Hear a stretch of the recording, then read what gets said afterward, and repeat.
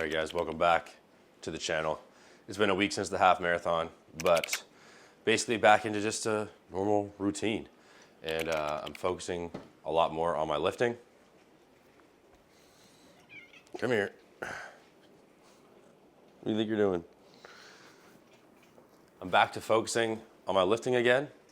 The general goal is to gain a little bit of size on my legs and gain some size in my shoulders. Hopefully we can make that happen. But a lot of it's going to come down to nutrition, of course, because training is something that I enjoy. Training hard, training intense is something that I enjoy, so that's not really the hard part. I mean, I do want to show you guys how I've split up my sessions, you know, what I'm doing for volume in each session and how I'm splitting that up through the week. And then this video, I really just want to show you how I'm eating, you know, because I keep things really flexible. I keep things really simple. Like I try not to overcomplicate or overthink nutrition. You know, I try to be somewhere in between, let's say, Sam Sulek's view and someone like Brian Johnson, his view. Two very different extremes, right? Someone who simply focuses on macros, no matter where it comes from, and then somebody who, you know, focuses on anything and everything that's going to help you live longer, essentially, right? So it's somewhere in between there. But you know, I'm really just focused on, of course, the total amount of calories, the amount of protein, and then I like to also focus on carbohydrate timing, just making sure that I'm getting carbs in when it is most effective for my lifts and also for my cognitive function throughout the day. But anyway, I want this video, I just want to show you guys like what an average day of eating looks like, and I'm just going to take you through, you know, random meals that I'm having throughout this week. You know, you might even see more than what I have in a day, but we're aiming for 2,400 calories, somewhere between 180 and 200 grams of protein. And those are the only two measurements, or the only two units that I really use to, you know, track my nutrition with. I don't really care about the amount of carbs or the amount of fats. They can land as they may, as long as they don't put me over my 2,400 calories. And that's what gives me the flexibility, honestly. Like, that's what gives me the ability to, like, you know, if I wanted to have something like fast food that day, which might be higher in fat because it's like, you know, you get like the deep fried French fries or whatever, you know, I can. If I want to have something like ice cream on a weekend and track that in my macros, you know, obviously it's going to be a ton of carbohydrates, so that's completely fine as well. Like, having that flexibility between fats and carbohydrates, I think, is perfect, especially where, like, you know, I'm not a professional athlete, I'm not a professional bodybuilder, I'm not even an amateur bodybuilder. I'm just somebody who absolutely loves the art of weightlifting and fitness in general, and of course, it's my career. So I like to try to live my life as simply as possible, while still looking the best that I can possibly look, right? So we want to still enjoy the food that we eat. And that's really the key, right? And it's the same with exercise too. Enjoyment on both sides, whether it's like, if you enjoy your workouts, you're more likely to follow through with them.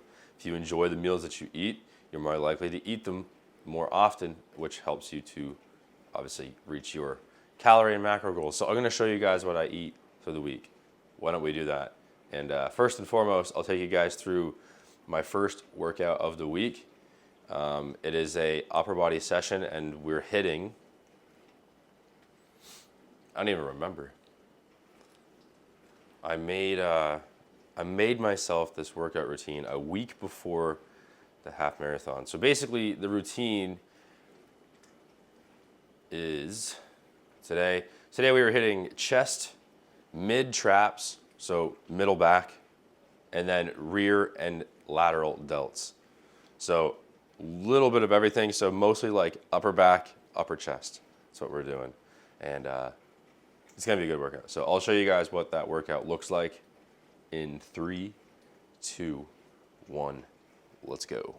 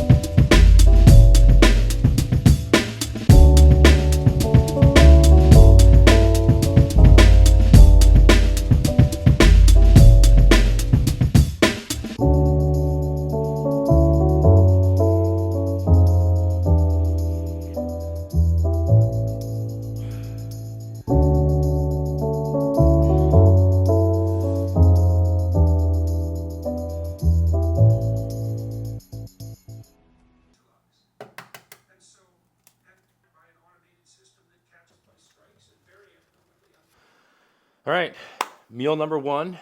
Oh, shoot. Cream cheese on my freaking pants. Egg whites, 2 whole eggs, 1 sesame seed bagel, 2 tablespoons of light cream cheese, and then of course we got our 75 grams of blueberries. No, macros for this meal are 46 grams of protein, 27 grams of fat, and 62 grams of carbohydrates for a total calorie count of 678. So this is meal number one of the day. It is 10 a.m. So I've been up for 4 hours, got my workout in. So this is meal number one. This is post-workout meal, and this will be, the last time that I eat until probably around 2 o'clock-ish. I'm gonna head to a coffee shop, grab a coffee, and do some client work. It is my client check-in day. They fill out the form on Sunday, and I respond on Mondays throughout the entire day. So that's what I spend most of my day doing. So that's why I like to get my workout done nice and early, just in case it does take me a long time, because some weeks are relevantly easy because I have clients, I have some clients who just don't check in or miss the check-in, and obviously that lowers the volume. And then I have some weeks where it's just everybody checks in, but everything's just going smooth. There's just not a lot of changes to be made. Because sometimes when you have to change stuff about their workouts, usually diet adjustments are pretty easy to make. But and of course, looking at progress photos, sometimes people have made significant success. So I like to kind of compare them and then edit those into a little graphic post and have those ready for social media. So that's what I do most of the day today. And of course, right now, looking at my client account, I have 21 unread messages. So I'm going to eat really quickly and then tackle those. So anyway, this is meal number one. There are a couple of things that I despise on this planet, and that is number one, laundry, number two, dishes, and number three would have to be just cooking and spending time throughout the day preparing meals, because eating the meals itself already takes up a decent amount of time. So that being said, having to cook the meals is another thing that just is quite annoying. So I try to make things as convenient as possible, and I'm not someone who really cares if I eat the same thing every day or not. I will eat the same thing as long as it's something that I like, and I'll eat that for a few weeks and then I'll change it up when I get tired of it. But in terms of performance, in terms of recovery, there are things in my head that I know are optimal for me to have, right? So I do believe it is important and very beneficial to have some red meat in your diet. I think it's very important and beneficial to have lots of eggs and different sources of protein that come from animals. That is for sure. But when it comes to carbohydrates, I'm not too picky.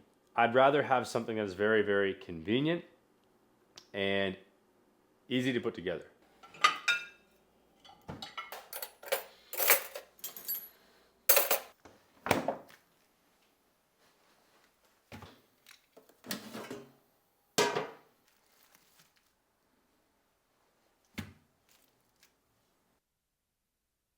Cutting up a bunch of chicken breast into smaller chunks because they'll cook better in the air fryer that way.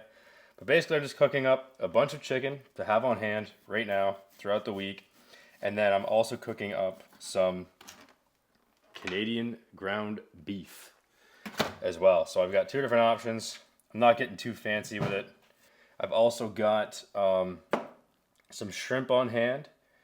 And my morning breakfast will be eggs and egg whites. And other than that, I've got some whey protein that I'll consume on a frequent basis. Other than that, those are my protein sources. I really don't think it's that complicated, I really will say, if you're a picky eater, you're going to have a hard time. Obviously, if you're not a meat eater either, you're not going to have the easiest time getting your protein in. I think that's a given. But, I'm sure there's people out there that have strategies that will help, but my biggest advice is just stop being so picky. It's kind of one of those things where we're just so privileged now. Obviously there was a time in history where we didn't have the choices to eat what we wanted. And I don't think anybody really cared, right? There's like, you just ate what was available because you were hungry. It was like hungry equals eat food. Now it's like hungry equals eat only the foods that I like. Oreos, Lucky Charms, deep fried chicken, French fries. You know, you get hooked on that stuff, of course, chicken breast is going to be very plain.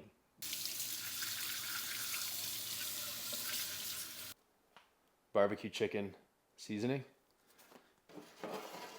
You know what? I'm just going to go ahead and say this too. I don't really find seasoning on meat does a whole lot, but that's just me. I'm more of like a let's sauce it up afterwards, after it's cooked. But you know.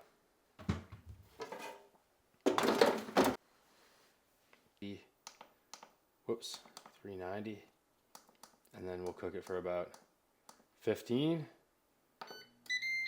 That way we can check on it. And when it comes to actually cooking your meats, cook just the meat itself. Try not to do too many things to it because you want to make sure that you're able to weigh the meat afterwards and just the meat itself. You know, there's been times where I've added like mixed vegetables or different things to the meat, and then afterwards you're like, well shoot, now I don't know how much of a portion I'm going to get because it's also weighing, you know, whatever vegetables I had put in there, right? So make sure that you just weigh the meat and then do the vegetables or whatever you're going to add to it separately, so that way you can weigh your meats accurately. Always count up your calories and count up your protein after the meat is cooked, because it loses a lot of moisture and gets lighter as it cooks, and you want to make sure that your calories are accurate, and you want to make sure that you're getting the most amount of food on your plate that you possibly can get for the lowest amount of calories, right? So yeah, anyway.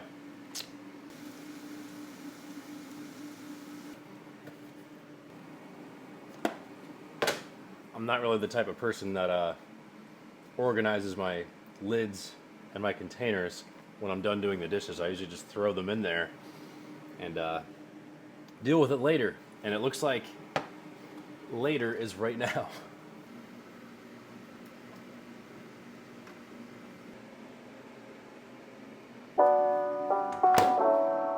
Just waiting on the chicken.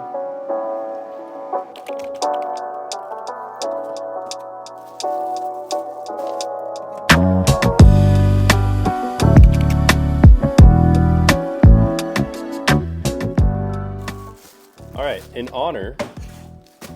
honor of keeping things very simple, very basic, I usually will make an afternoon sandwich. Now, I've been doing this for a couple of months now.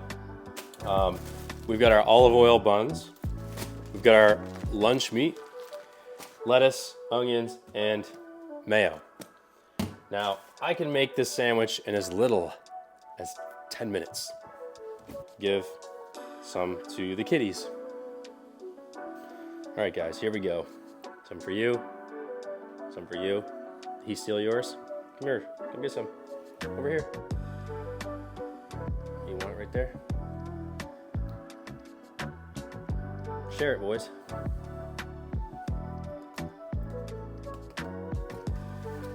We're also gonna have one of these honey bars, trail mix bars.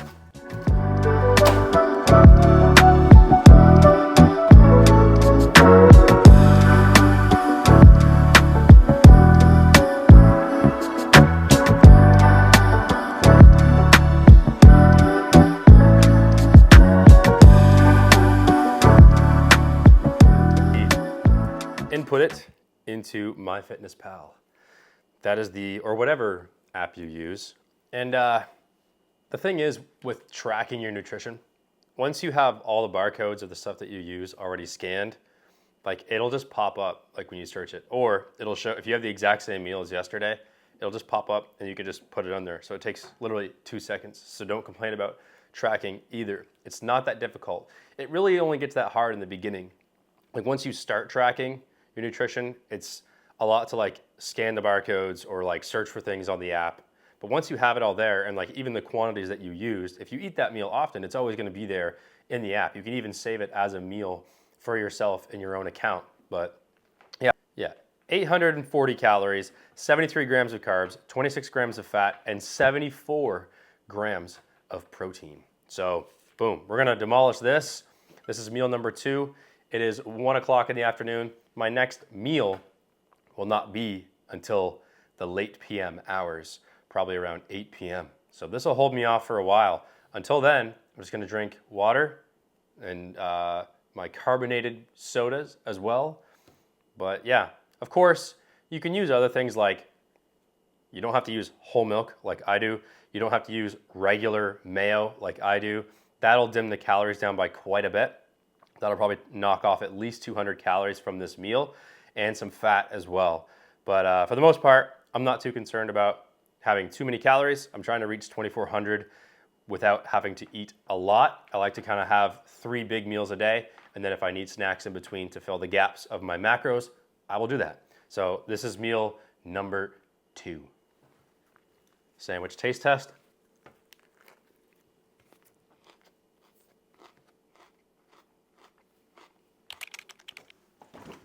All right, it is the final meal of the day.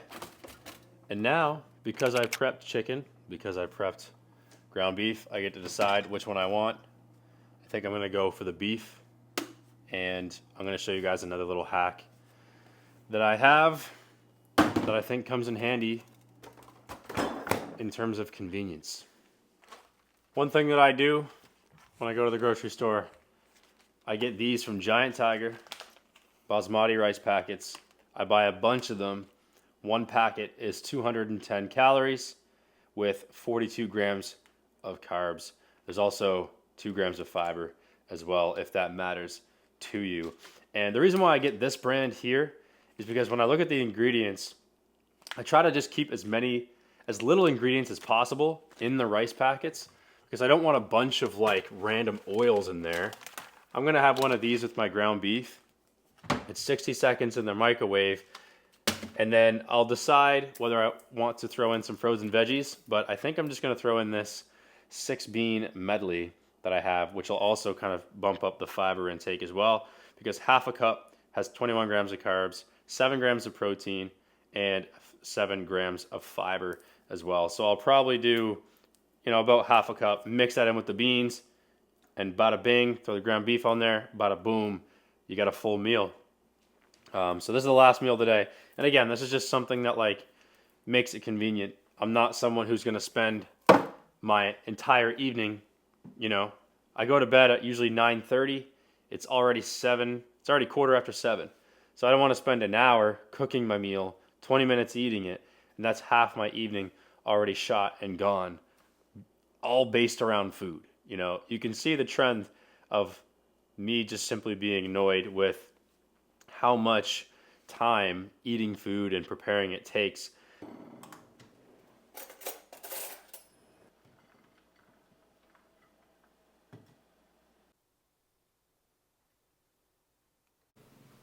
All right, I am just sitting down at my desk. Here's the final product. I don't know if you can see it that well, but I just threw on some hot sauce and some barbecue sauce, and this is the meal. I'm about to eat that and then just kind of finish up some work stuff, and then I'm probably gonna watch Star Wars and then head to bed, because we got the gym first thing in the morning, and of course work doesn't stop. All right, so total macros on the day: 233 grams of carbs, 84 grams of fat, and 191 grams of protein. So I think that does the trick perfectly. Super cool, man. This meal specifically, so this meal that I just made has 725 calories with 84 grams of carbs, 13 grams of fat, and 64 grams of protein. So that's with 3 big meals and 1 granola bar in between those 3 meals. And I hit just a little over 2,400 calories. Not that big a deal. So if you can control your snacking, you can eat pretty large meals, and I think sometimes that's the ideal way to go. But it really comes down to how you like to eat. Some people like to eat 4 or 5 smaller meals, or maybe 2 large meals with like a bunch of little snacks in between, or maybe you just like to have one giant meal and then you just snack and pick away at things. You know, that's the beauty of tracking macros, I guess. You can just kind of do it how you like. So, and I think that's the key to longevity also, is just figuring out what works for you. You know, I think a lot of people get too caught up in like 3 square meals a day or just meals or whatever, but it really doesn't matter. You know, there's some things like digestion you gotta keep into consideration, but yeah. And anyway, we'll end this vlog off on my run. This will be my first run back since the half marathon, which was only 2 days ago. So anyway, I'll see you guys on the run.